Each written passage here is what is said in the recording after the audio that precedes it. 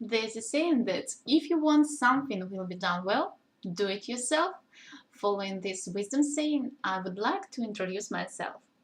My name is Jane Wang. I'm 20 years old. I live in Yekaterinburg, Russia. I'm a third year student of the Institute of International Relations Linguistics department. I'm an only child in my family.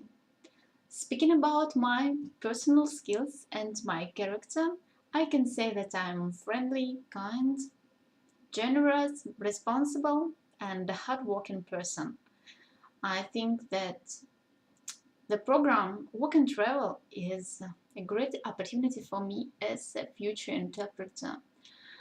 I want to see this beautiful country, USA, meet new people, and of course, I want to improve my language.